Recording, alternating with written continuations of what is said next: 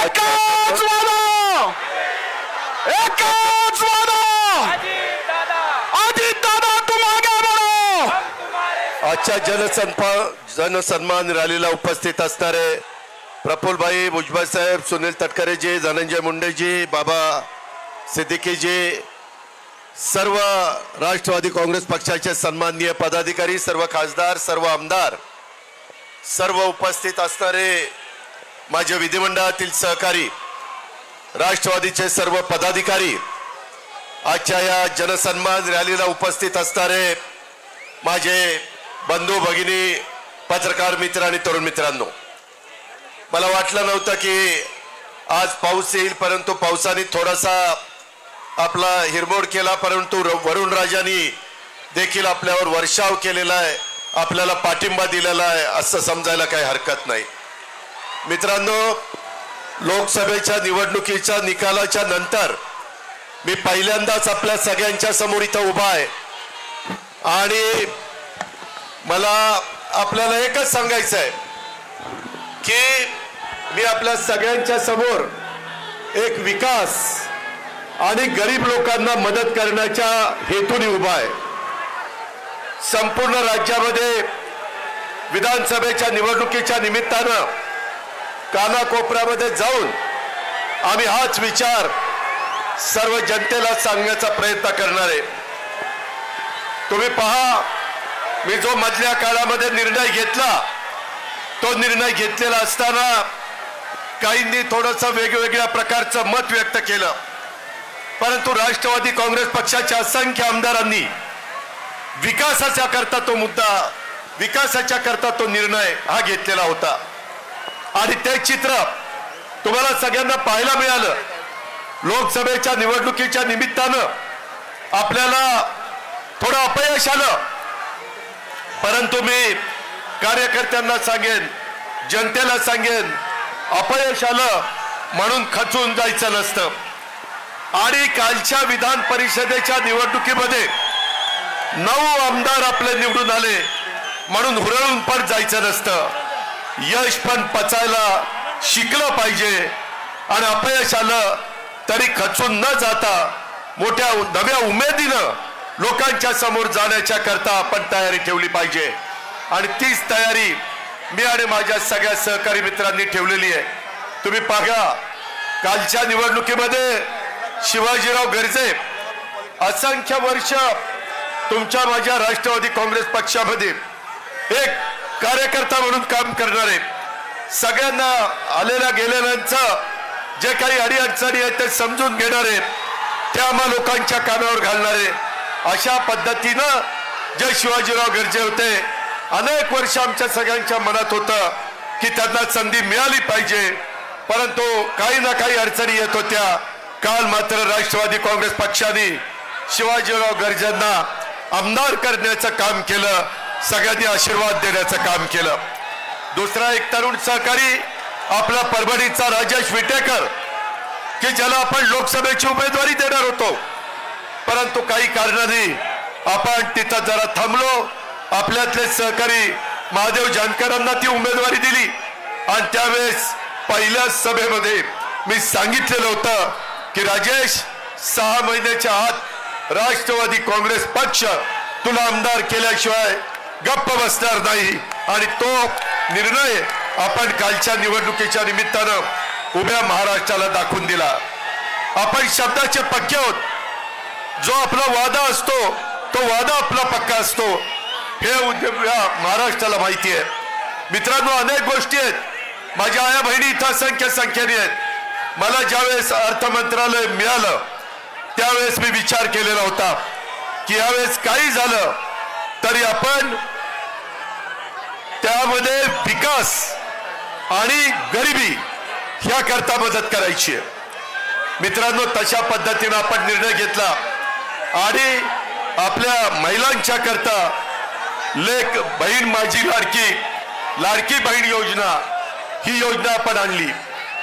काही विरोधकांनी आमच्यावर टीका केली, माझ्याबद्दल काही वेडवाकडे बोलले, परंतु त्याला मी फार महत्त्व दिलं नाही, कारण मला जाणीव होती, मला खात्री होती महायुतीच्या वतीनं एकनाथराव शिंदे असतील, देवेंद्र फडणवीस असेल, मी असेल किंवा माझे सगळे सहकारी असतील, आपण ती योजना चांगल्या प्रकारे राबवू शकतो हा एक विश्वास मला होता. का तर त्याच्यात माझ्या गरीब महिलेला मला मदत करायची होती, माझ्या मातेला मला मदत करायची होती, माझ्या मुलीला मला मदत करायची होती.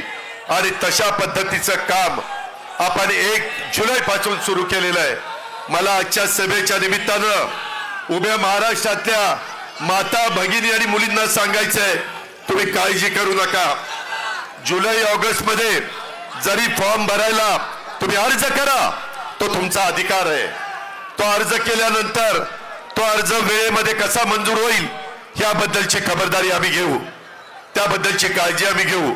मगाशी माझ्या काही महिला म्हणाल्या की अजित पवार ह्याच्यामध्ये काही त्रुटी होत्या, आम्ही त्याच्याकरता रेशन शिधाव कार्ड वाटप कार्ड आपण त्यामध्ये मंजूर केलं, आपण पिवळं रेशन कार्ड आपण मंजूर केलं, भगवं रेशन कार्ड मंजूर केलं. का तर माझ्या आया बहिणींना, माझ्या मुलींना त्रास कमी व्हावा म्हणून. मी महाराष्ट्राला सांगू इच्छितो की या योजनेच्या करता आमचा अंदाज आहे चांद्यापासून बांद्यापर्यंत 2.5 कोटी महिलांना दर महिन्याला 1,500 रुपये मिळणार, दर महिन्याला. म्हणजे 2 महिन्याचे पैसे. ऑक्टोबर मध्येच भाऊबीज रक्षाबंधन आहे, राखी पौर्णिमा 19 तारखेला, साधारण त्यावेळेस त्या माझ्या भगिनीच्या खात्यावर बँकेत 3,000 रुपये देण्याचा निर्णय आपण घेतलेला आहे. काळजी करू नका. माझी दुसरी एक विनंती आहे, काही माझ्या युतीचे सहकारी म्हणाले की ही जी सभा होतीये त्याच्यामध्ये राष्ट्रवादी काँग्रेस पक्षाचं सगळं दिसतंय, परंतु ही राष्ट्रवादी काँग्रेस पक्षाची सभा आहे. पुढे आमच्या विभागामध्ये युतीच्या सभा होणार आहेत, ज्याला एकनाथराव शिंदे शिवसेना असेल, ज्याच्यात देवेंद्र फडणवीस भाजप असेल, ज्याच्यात अजित पवार आणि त्यांचे राष्ट्रवादी काँग्रेसचे सगळे सहकारी असतील, अशी महायुतीची आणि त्यांच्या मित्र पक्षांच्या सभा प्रत्येक विभागामध्ये होणार आहे, प्रत्येक जिल्ह्यामध्ये होणार आहे. त्याच्यामुळं या सभेचा आणि त्याचा अर्थार्थी संबंध नाही. हे राष्ट्रवादी काँग्रेस पक्षाने जनसन्मान रॅली सुरू केलेली आहे. ती रॅली सुरू करत असताना आम्ही कुणालाही वंचित ठेवलेलं नाहीये. आज मी सकाळी माझ्या काही महिलांचे अर्ज पंचायत समिती बारामतीमध्ये स्वीकारायला गेलो. त्याच्यामध्ये एक म्हणाली, दादा तुम्ही त्याच्यामध्ये सांगितलंय 4 चाकी वाहन असल्यावर त्यांना मिळणार नाही. म्हणलं ट्रॅक्टर असला तरी त्यांना मिळणार. पण ते म्हणले की दादा माझा नवरा ड्रायव्हर आहे आणि तो रात्री गाडी घेऊन माझ्या घरी येतो आणि त्याच्यावर ती गाडी तर आमचीच समजतील आणि मग 4 चाकी वाहन आमची काय चूक आहे. मी तमाम माझ्या ड्रायव्हर लोकांना महाराष्ट्रातल्या सांगतो, त्यांच्या सगळ्या पत्नींना सांगतो, भगिनी वर्गाला सांगतो, मुलींना सांगतो, काळजी करू नका. ज्यांच्या स्वतःच्या नावावर गाडी आहे अशांना त्याच्यामध्ये धरलं जाणार नाही. जे ड्रायव्हिंग करतात त्यांना त्याच्यामध्ये धरलं जाणार आहे. 2.5 लाखापर्यंत उत्पन्न असणाऱ्या सगळ्या माझ्या आया बहिणींना आणि मुलींना त्यामध्ये धरलं जाणार आहे. आपण अजिबात काळजी करू नका. एवढ्यावरच आपण थांबलेलो नाही. आपण 3 गॅस सिलेंडर वर्षाला, त्याचेही पैसे माझ्या बहिणीच्या अकाउंटला, माझ्या मुलीच्या अकाउंटला, माझ्या मातेच्या अकाउंटला जाणार आहे. उत्पन्न मर्यादित असलं पाहिजे 2.5 लाखाच्या आत. मित्रांनो,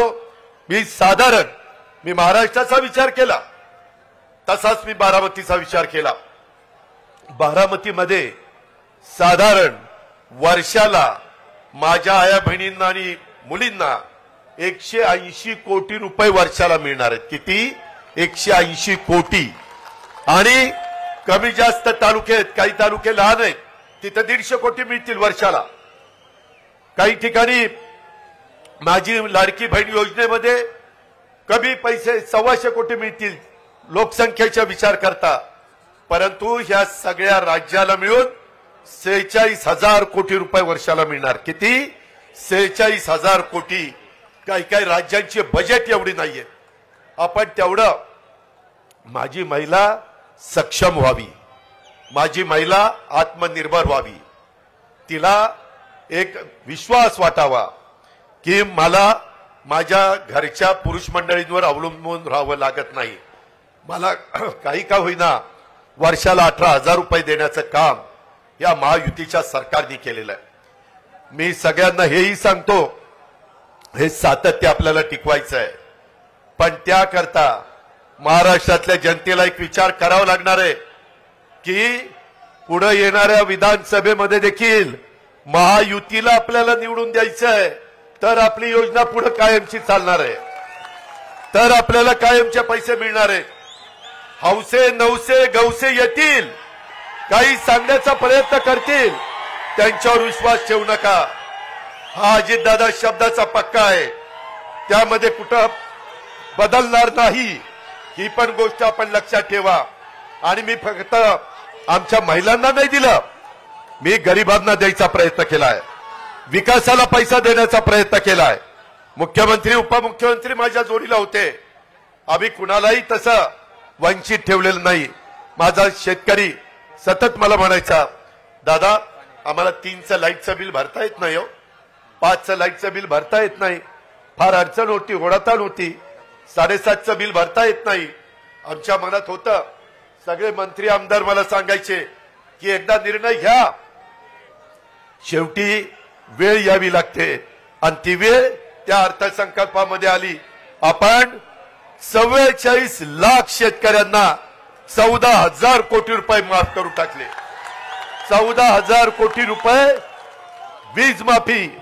आता तुम्हाला आमच्या महावितरणचा अधिकारी वीज बिल भरा म्हणून सांगायला येणार नाही, तुम्हाला ते माफ केलेलं आहे. आता काळ्या आईची सेवा चांगली करा, चांगल्या प्रकारे पिकं काढा, धान्य काढा, फळं भाजीपाला जे काही तुम्हाला पिकवायचं ते पिकवा. कृषी मंत्री इथं आहे, ते 1 रुपयामध्ये पीक विमा तुम्हाला देत आहेत, करोडो रुपये तुमच्याकरता राज्य सरकार खर्च करताय. मित्रांनो, इथपर्यंतच नाही, माझ्या शेतकऱ्याच्या करता 0% व्याजाने पीक कर्ज हेही आपण चालू ठेवलेलं आहे, त्याचाही फायदा माझ्या भावांनी घ्यावा. आमचे विरोधक काय टीका करतात, अरे आया बहिणींच्याकडे लक्ष दिलं, महिलांच्याकडे लक्ष दिलं, पुरुषांच्याकडे दुर्लक्ष केलं. अरे असं कसं करेल, पुरुषांच्याकडे दुर्लक्ष करून कसं चालेल?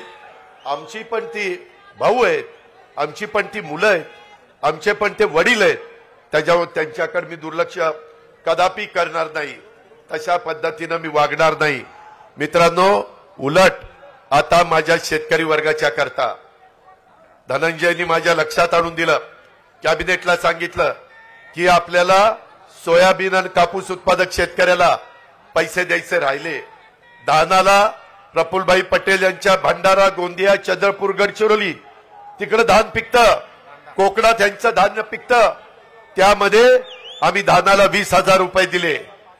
त्याच्या पद्धतीनं एकरी 5,000 रुपये आपल्या कापूस आणि सोयाबीन उत्पादकांना आपण दिलेले 2 हेक्टर पर्यंत. मित्रांनो, शेवटी द्यायचं खूप मनापासून असतं, परंतु आपल्या तिजोरीमध्ये पण तेवढा पैसा लागतो. विकास पण साधला पाहिजे, विकासाला कुठं अडथळा येता कामा नये. कालच देशाचे पंतप्रधान आले, अरे तो दम विधानसभेपर्यंत टिकवा ना, जरा थांबा. त्यामध्ये मला तुम्हाला सांगायचंय, काल पंतप्रधान, मुख्यमंत्री, दोन्ही उपमुख्यमंत्री, काही मंत्रीगण 29,500 कोटीची कामं मुंबई सारख्या ठिकाणी आपण सुरू केली. भूमिपूजन आणि उद्घाटन, करोडो रुपयाची कामं चाललेली आहेत. मित्रांनो, आज पावसामुळे थोडीशी त्याच्यामध्ये अडथळा आला आणि त्यामुळे काही लोकांची भाषणं राहिली. मी परत सुपा परगणा, शिरसुपा परगणा आणि माझा लोणी बापकर आणि तो सगळा तिकडचा भाग, ह्या भागाच्या करता देखील आपण चांगल्या प्रकारची योजना ही जनाई सिरसाईला तर चांगल्या प्रकारचं पुनरुज्जीवन करण्याचा निर्णय आपण घेतलेलाच आहे. परंतु मधला जो टापू आहे त्याला पाण्याची गरज होती, तिथं देखील पाण्याची व्यवस्था केली. परंतु सगळ्यांना सांगून तो वेळ घेत नाही. तुम्ही माझ्या शब्दावर विश्वास ठेवा, मी त्या बाबतीमध्ये येईन आणि तिथं तुम्हाला त्याचा काय काय योजना बजेटमध्ये किती तरतूद केली, काय केलं ते सगळं तुम्हाला सांगेन. तुम्ही काळजी करू नका. मित्रांनो, तुम्हाला एक सांगायचंय, विकास आणि गरिबीचा विचार करत असताना मी माझ्या भावंडांचा दुधाचा विचार केला. माझ्याही तालुक्यामध्ये दूध आहे, माझ्या पुणे जिल्ह्यात आहे, सोलापूरला आहे, नगरला आहे, माझ्या कोल्हापूरला आहे, सांगलीला आहे, सातारला आहे, माझ्या मराठवाड्यामध्ये बीडला आहे. सगळ्या भागामध्ये दूध उत्पादक शेतकरी आहे. त्यांच्याकरता 5 रुपये लिटरला पुन्हा दुधाचे भाव जोपर्यंत कमी आहेत तोपर्यंत कायम 5 रुपये अनुदान देण्याचा निर्णय आम्ही घेतलेला आहे. तेवढ्यावर थांबलो नाही. दुधाची पावडर मोठी आहे, शिल्लक आहे, ती परदेशामध्ये पाठवायला 30 रुपये किलो आपण अनुदान दिलेलं आहे. महायुतीने तो निर्णय घेतला, म्हणजे भावंडांच्या करता देखील आपण निर्णय घेतोय. मी सुरुवातीलाच तुम्हाला सांगितलं, गरीब, ह्या गरीबाकरता आपल्याला मदत करायची. ह्या गरीबाला आपल्याला इतरांच्या बरोबर आणायचंय, त्यांची परिस्थिती चांगली करायची, त्यांचं पर कॅपिटा उत्पन्न वाढवायचं आहे. उद्या एवढे 1000 कोटी रुपये मार्केटला आल्यानंतर छोटी मोठी दुकानं चालणार आहेत, किराणा मालाची दुकानं चालणार आहेत. माझ्या आया बहिणीला, माझ्या मुलीला जे काही खरेदी करायचं ते दुकान चालणार आहे. आणि एवढा पैसा हा ग्रामीण भागात आणि शहरी भागामध्ये चालणार आहे.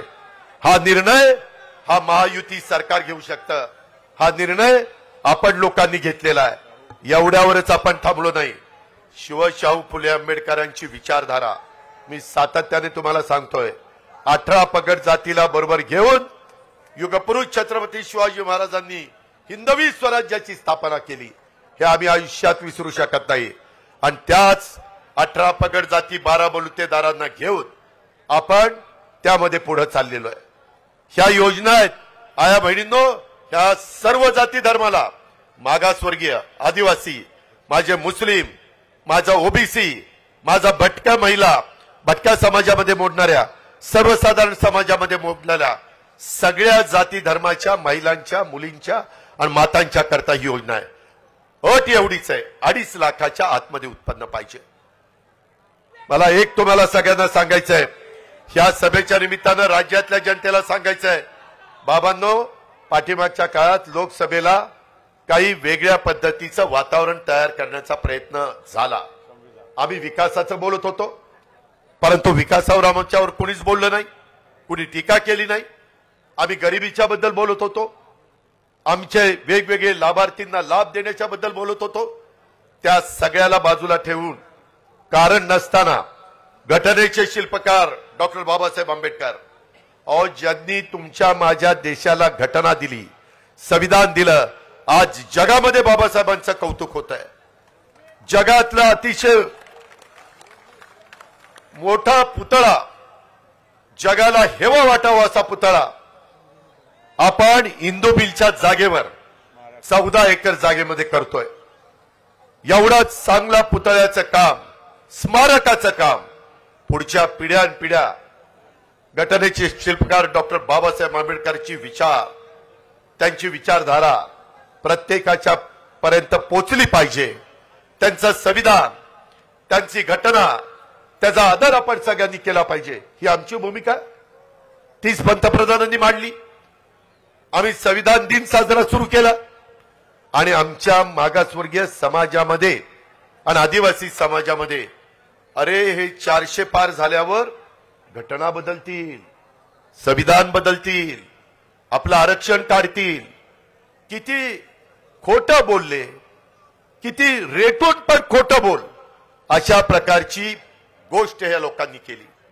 माझ्या मुस्लिम बांधवांना पण काही चुकीचं सांगण्याचा प्रयत्न केला. मित्रांनो, आम्ही महायुतीच्या सरकारमध्ये काम करतोय.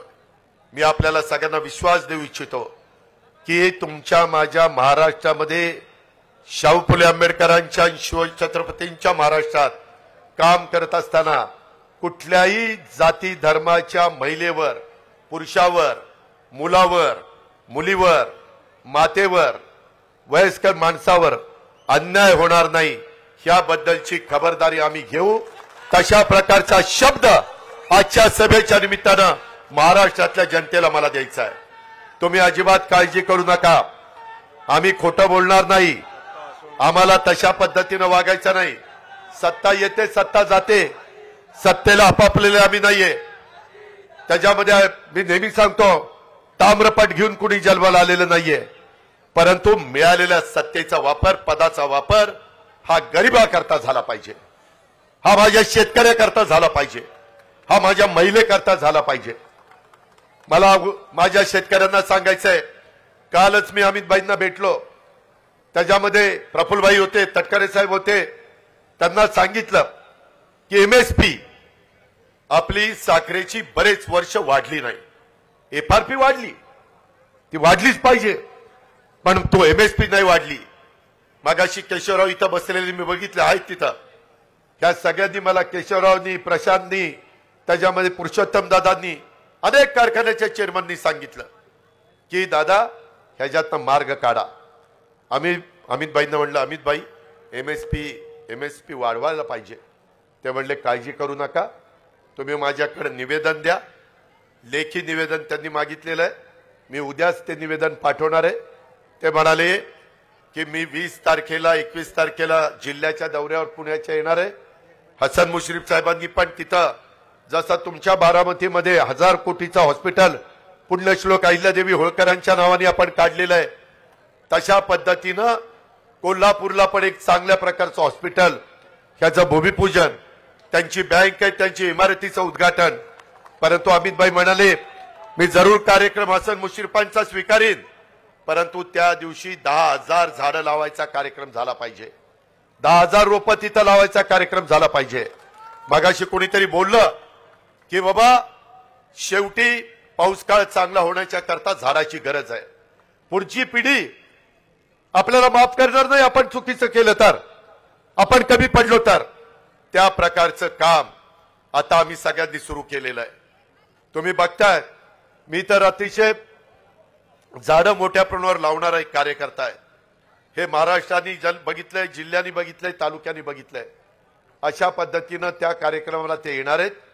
त्यावेळेस मी कांदा माझ्या उत्पादक शेतकऱ्यांच्या करता पण सांगितलं की कांदा निर्यात बंदी आता अजिबात करायची नाही. त्यांनी सांगितलं ठीक आहे, परंतु काही जण चुकीच्या बातम्या सोडतात. 2 दिवसापूर्वी टीव्हीवाल्यांची बातमी चालली, कांदा परदेशातनं आयात करताय. कांदा आयात केलेला नाही, दुधाची पावडर आयात केलेली नाही. आम्ही सगळ्यांनी ही गोष्ट सांगितलेली आहे. जसं शहरी भागातल्या लोकांना परवडलं पाहिजे, तसं माझ्या उत्पादन करणारा शेतकरी त्यालाही परवडलं पाहिजे, त्याचाही प्रपंच चालला पाहिजे, त्यालाही 2 पैसे मिळाले तर तो त्याच्या कुटुंबाचा चांगल्या प्रकारचा विचार करेल. आत्महत्येपासून मला माझ्या महाराष्ट्रातल्या शेतकऱ्याला मागं खेचायचं आहे, त्याला सगळ्या सुविधा द्यायच्यात. तुम्ही घाबरू नका, राज्य सरकार तुमच्या पाठीशी आहे. केंद्र सरकारच्या कोट्यवधी रुपयाच्या योजना आपण तिथं आणण्याच्या करता कुठं कमी पडणार नाही. काल देशाच्या पंतप्रधानांनी पण सांगितलं, जसं देशाची आर्थिक राजधानी मुंबई आहे, तसं आता जगाची आर्थिक राजधानी मुंबई करण्याच्या करता आपण सगळेजण एकमेकाला मदत करू. ही भूमिका पंतप्रधानांनी मांडलेली आहे. मित्रांनो, कृपा करा आणि कुठेही आपण चुकीच्या प्रचारावर नरेटिव्ह जो काही सेट करण्याचा प्रयत्न करतात, खोटं सांगण्याचा प्रयत्न करतात, ह्या गोष्टीवर विश्वास ठेवू नका. मला अशाच माझ्या भगिनी भेटायच्या, म्हणायच्या दादा हे तुम्हाला पटतं का? म्हणलं काय, मागासवर्गीय आणि आदिवासी समाजामध्ये गरिबी असते म्हणून त्यांच्या मुलांना मुलींना तुम्ही मोफत शिक्षण जे कॉलेजपर्यंत त्यांना जिथपर्यंत शिकायचं तेवढं देता. सगळा खर्च राज्य सरकार करतं. परंतु हे 2 समाज सोडून इतर जे समाज आहेत, ओबीसी आहे, सर्वसाधारण आहे, माझा मुस्लिम समाज आहे, माझा अल्पसंख्याक समाज आहे, ह्या सगळ्यांच्या मध्ये पण काही गरीब वर्ग आहे ना, त्यांच्या मुलींनी कसं शिकायचं? त्यांच्या आई वडिलांचं तर तेवढं उत्पन्न नाहीये आणि मग ते कसं त्यांचा खर्च करणार? आणि मधी एकदा असंच मला मुख्यमंत्री एकनाथराव शिंदेंनी सांगितलं, रात्री त्यांना 12-1 वाजता फोन आला चंद्रकांत दादा पाटलांचा की बाबा ह्या ठिकाणी एका आई वडिलांना पैसे कमी होते आणि त्यांना शासनाच्या तर्फे 50% मदत मिळत होती, परंतु 50% देखील आपल्या मुलीच्या राहिलेल्या शिक्षणाकरता आपण आणू शकत नाही, म्हणून तिथं आत्महत्या झाली. आमच्या मनाला वेदना झाल्या. सत्ता ही पद उपभोगण्याच्या करता चालवायची नसते. त्यावेळेस आम्ही निर्णय घेतला की येणाऱ्या अर्थसंकल्पात सगळ्या जाती धर्माच्या मुलींना त्यांचे आई वडील गरीब असतील तर त्यांचं कॉलेजचं शिक्षण मोफत करायचं. त्यामध्ये मेडिकल असो, त्यामध्ये इंजिनिअरिंग असो, त्याच्यामध्ये टेक्निकल असो, ह्या पद्धतीचा निर्णय घेतलाय. मित्रांनो, तुम्हाला आश्चर्य वाटेल, ह्या सगळ्याच्या करता आपण किती निधी बाजूला काढला माहितीये? माझ्या लाडकी बहीण योजना 46,000 कोटी, माझ्या शेतकऱ्याला वीज माफी 14,000 कोटी, झाले 60,000 कोटी. त्यामध्ये महिलांना गॅस सिलेंडर 3 फ्री, त्यांना 2,500 कोटी, आणि मुलींना कॉलेजचं शिक्षण फ्री, त्याला 2,500 कोटी, झाले 5, म्हणजे 60 आणि 5 65. मुलं म्हणायचे आमच्या मुलांकडे मुलींच्याकडे लक्ष आहे का नाही? अरे आहे. तुमच्याकडे लक्ष नाही द्यायचं तर कुणाकडे लक्ष द्यायचं? 10,000 कोटी रुपयाचा कार्यक्रम माझ्या तरुण युवा युवतींच्या करता, त्यांना 10 लाख मुलांना मुलींना दरवर्षी आम्ही स्टायपेंड देणार आहे. आणि त्याकरता त्यांना 1 वर्षाचं शिक्षण, ते शिक्षण घेतायत म्हणून त्यांना 6,000, 8,000, 10,000चं स्टायपेंड, त्याकरता 10,000 कोटी. म्हणजे आम्ही आमच्या मुलांना मुलींना तरुण तरुणींना वाऱ्यावर सोडलं का? नाही सोडलं. असे 75,000 कोटी रुपये आपण राज्य सरकारच्या बजेटमधनं माझ्या महिलांना, माझ्या शेतकऱ्यांना, माझ्या मुलांना, माझ्या मुलींना, सगळ्यांना, सर्व घटकाला, आणि ह्याच्यामध्ये सगळ्या जाती धर्माचे आहेत. कुणी जर असं म्हटलं अरे आमचं काय, अरे तुमचं पण आहे ना, तुम्ही कशाला न करताय? सगळ्यांच्या करताय का? तर विकास हा राष्ट्रवादी काँग्रेस पक्षाने डोळ्यासमोर ठेवलाय. का? तर गरिबी कमी करायचा कार्यक्रम हा राष्ट्रवादी काँग्रेस पक्षाने ठेवलाय, म्हणून या सगळ्या योजना आणलेल्या आहेत. मित्रांनो, आम्हाला ह्याची सुरुवात सगळे नेतेगण म्हणाले की रविवारचा दिवस असला तरी आज आपण ती सुरुवात करू. मला वाटलं नाही की याचा आनंद जसा तुम्हाला होईल तसा वरुण राजाला पण होईल आणि तोही बरसेल असं मला वाटलं नाही, परंतु ते शुभ लक्षण आहे. वरुण राजांनी पण आपल्याला साथ दिलेली आहे. आता कार्यकर्त्यांनो, घोषणा देण्याच्या पेक्षा आपल्या आया बहिणींचा 2.5 लाखाच्या पेक्षा कमी उत्पन्न असणाऱ्यांचा अर्ज केलाय का? अधिकाऱ्यांच्या पर्यंत पोहोचलाय का? काही अजून अडचण असेल तर कुठल्याही राष्ट्रवादीच्या किंवा महायुतीच्या आमदारांना सांगा, कुठल्याही मंत्र्यांना आम्हाला सांगा, कुठल्याही आम्हा मुख्यमंत्री उपमुख्यमंत्र्यांना सांगा, आम्ही त्याच्यामध्ये लक्ष घालू. आम्ही त्यामध्ये खरोखरीच तो लाभ देण्याच्या करता ह्या योजना केलेल्या आहेत. त्याबद्दल आपण अजिबात गैरसमज करू नका. आरक्षणाच्या बाबतीमध्ये देखील आपण योग्य पद्धतीचा निर्णय घेतोय, त्याबद्दल पण कुठली शंका कुशंका मनामध्ये बाळगू नका. कुणावर अन्याय होणार नाही, परंतु ज्यांना मिळालं पाहिजे त्यांनाही तो लाभ देण्याच्या करता हे राज्य सरकार कटिबद्ध आहे, सकारात्मक आहे. ही पण बाब मला या सभेच्या निमित्तानं माझ्या महाराष्ट्राला सांगायची आहे, माझ्या तमाम कार्यकर्त्यांना सांगायची आहे. कार्यकर्त्यांनो, आज जनसन्मान रॅली निघालेली आहे. आता विधानसभेचं मतदान होईपर्यंत ही थांबणार नाही. आपल्याला सगळा महाराष्ट्र ढवळून काढायचा आहे. आपल्याला प्रत्येक जिल्हा ढवळून काढायचा आहे, प्रत्येक तालुका ढवळून काढायचा आहे. अनेक वेगवेगळ्या प्रकारच्या योजना ह्या आपण त्या बाबतीमध्ये करतोय. यंदा पाऊसकाळ चांगला आहे, काही ठिकाणी आम्हाला दुबार पेरणी करावी लागते. त्याकरता देखील जे काही युरिया असेल, DAP असेल, जी खतं असतील ती खताच्या करता, बियाणं चांगलं देण्याच्या करता आपले कृषी मंत्री त्या ठिकाणी लक्ष देऊन आहेत. कृषी मंत्री केंद्रीय जे शिवराजजी चव्हाण त्यांचे आणि धनंजयची चांगली ओळख आहे, माझी त्यांची चांगली ओळख आहे. त्यांनी पण मला सांगितलंय, दादा आता तुम्ही काळजी करू नका. त्यांनी त्यांच्या स्वतःच्या मध्य प्रदेशमध्ये, स्वतः प्रफुल्लभाईंना माहिती आहे, त्यांच्या जवळच मध्य प्रदेश आहे गोंदियाच्या, त्यांना विचारा. कृषीचा कार्यक्रम ते मुख्यमंत्री शिवराज सिंग चौहान असताना एवढा चांगला राबवला गेला की करोनाच्या काळामध्ये कृषीचा दर तिथं सगळ्यात चांगला देशात नंबर 1चा होता. म्हणून देशाचे पंतप्रधान नरेंद्र मोदींनी त्यांच्याकडे कृषी विभागाची जबाबदारी दिलेली आहे. ते म्हणाले आता शेतकऱ्यांनी काळजी करण्याचं कारण नाही, मला त्याच्यातले बारकावे माहिती आहेत, मला त्याच्यातल्या अडीअडचणी माहिती आहेत. मित्रांनो, भावनिक होऊ नका, इमोशनल होऊन प्रश्न सुटत नाही.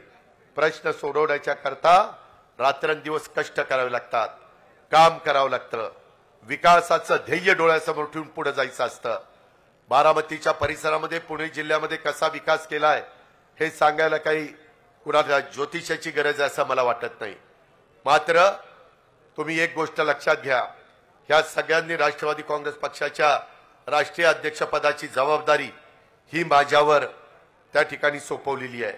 मला बारामती बघत बघत आपले 13 तालुके, आपलं पुणे आणि पिंपरी चिंचवड शहर, आपला महाराष्ट्र हा फिरायचा आहे. त्याच्यामुळे इथल्या माझ्या आया बहिणींनी, इथल्या माझ्या तरुण तरुणींनी, इथल्या माझ्या वडीलधाऱ्यांनी ती पण जबाबदारी चांगल्या पद्धतीनं पार पाडायची. हे कुणाच्या घरचं काम नाहीये, हे आपल्या सगळ्यांचं काम आहे. त्या कामामध्ये कुठं अजिबात कमी पडता कामा नये. आणि मी आपल्याला सगळ्यांना सांगेन की कुठल्याही परिस्थितीमध्ये जे डॉक्टर बाबासाहेब आंबेडकरांचे विचारधारा आपण पुढे घेऊन जात असताना त्यांच्या घटनेला आणि त्यांच्या संविधानाला जोपर्यंत आमच्या जीवात जीव आहे तोपर्यंत कुणी धक्का लावणार नाही. मी तर सगळ्या महाराष्ट्राला सांगितलंय, चंद्र आणि सूर्य जोपर्यंत आहेत तोपर्यंत संविधानाला कुणी धक्का लावू शकत नाही. तुम्ही विश्वास ठेवा, आम्ही शब्दाचे पक्के आहोत.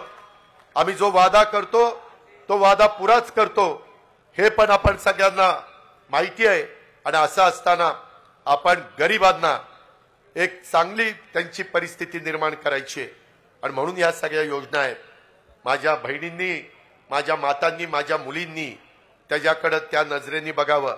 कुणी गैरसमज निर्माण करण्याचा प्रयत्न केला तर त्याला ठासून सांगा, तुम्ही काहीतरी आता चुकीचं सांगू नका. आमचा दादावर विश्वास आहे, महायुतीवर विश्वास आहे, आम्ही त्याचंच ऐकणार. या पद्धतीची भूमिका माझ्या तमाम महाराष्ट्रातल्या मुलींनी आणि माता भगिनींनी घेतली पाहिजे. अशा प्रकारची माझी आपल्या सगळ्यांना विनंती आहे. वैयक्तिक गरजा आणि इच्छा आकांक्षा याबद्दलची कुठलीही कसर त्यामध्ये आम्ही ठेवणार नाही, याबद्दलची पण ग्वाही मी आपल्या सर्वांना सांगू इच्छितो. आज थोडंसं आमच्याकडनं काही चुका झाल्या. वास्तविक एवढी सभा असताना मोठा मंडप टाकायला पाहिजे होता, पण म्हटलं की कशाला उघड्यावर चांगली सभा घेऊ, पण त्याच्यामुळे जरा तुमचा हिरमोड झालाय. पण काळजी करू नका, काळजी करू नका, या सगळ्या गोष्टी आम्ही त्याच्यामध्ये पूर्ण करू. माझी तुम्हाला विनंती आहे की आता मी शिवाजीराव गर्जे आणि राजेश विटेकर हे विधान परिषदेचे निवडून आले, त्यांचाही सत्कार करतो. आणि स्वतः माजी उपमुख्यमंत्री भुजबळ साहेब आपल्याला मार्गदर्शन करतायत, ते मार्गदर्शन आपण ऐकावं अशी विनंती करतो.